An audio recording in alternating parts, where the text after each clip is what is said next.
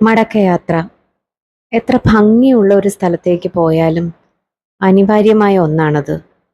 തിരികെ വേരുകളിലേക്ക്, സ്വന്തം വീട്ടിലേക്ക്. മടക്കയാത്ര തൂത്തുക്കുടി വഴി ആയതുകൊണ്ട് നിറയെ ഉപ്പുപാടങ്ങൾ കണ്ടു കേട്ടോ. ദൂരേന്ന് നോക്കുമ്പം മഞ്ഞിങ്ങനെ കൂട്ടിയിട്ടതുപോലെ തോന്നാറുണ്ട്.